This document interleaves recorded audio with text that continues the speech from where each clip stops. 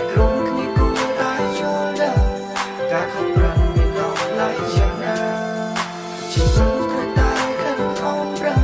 មានក្តីសង្ឃឹមសុំលើកមើលឲ្យឆ្ងាយអ្នកក្រុមគ្នាគួរតែយល់ដឹងការខំប្រឹងមានដល់ឡៃយ៉ាងណាធ្វើមិនដឹងហេតុអីអ្នកធ្វើមិនដឹងថាពួកខ្ញុំកំពុងតែខិតខំ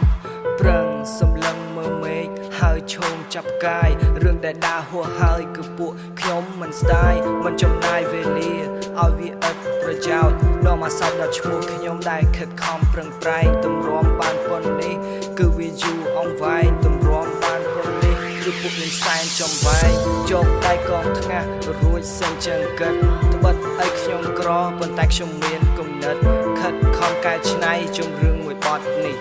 ឲ្យវាមានតម្លៃលុះដល់ថ្ងៃខ្ញុំសាយក៏ខ្ញុំនៅតែខំប្រឹងលុះដល់ថ្ងៃអ្នកសូនក៏ខ្ញុំនៅតែផ្ដាំកូនដូចជាក្បូងកណ្ដាលសមុទ្រដែលគ្មានរលកបក់ហើយមិនដឹងពីទិសដៅគោលដៅជីវិតត្រូវតែខិតខំប្រឹងមានក្តីសង្ឃឹមសម្រាប់មើលឲ្យឆ្ងាយអ្នកក្រុមគ្នាគួរតែយល់ដឹងការខំប្រឹងមានដល់ឡៃយ៉ាងណាជីវិតត្រូវតែខិតខំប្រឹងមានក្តីសង្ឃឹមសម្រាប់មើលឲ្យឆ្ងាយអ្នកក្រុមគ្នាគួរតែយល់ដឹងការខំប្រឹងមានដល់ឡៃយ៉ាងណាជីវិតរបស់មនុស្សម្នាក់ត្រូវតែចេះតស៊ូកើតមកក្នុងជាតិនេះក៏អ្នកត្រូវតែបដូរទោះស្លាប់ឬរស់ក៏អ្នកមិនត្រូវរអ៊ូមិនអាសូរដល់អតីតកាលដែលកន្លងផុតទៅកើតមកបានតែមួយជាតិកុំឲ្យ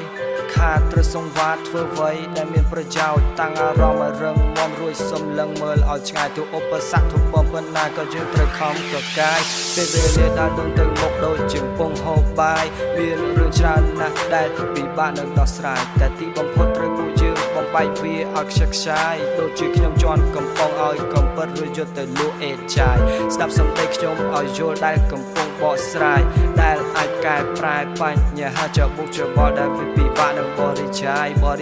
យអាហាជីវិតគឺតែខិតខំប្រឹងមានក្តីសង្ឃឹមសម្រាប់មើលឲ្យឆ្ងាយអ្នកក្រុមគ្នាគួរតែយល់ដឹងការខំប្រឹងមានដល់ឡៃយ៉ាងណាជីវិតគឺតែខិតខំប្រឹងមានក្តីសង្ឃឹមសម្រាប់មើលឲ្យឆ្ងាយ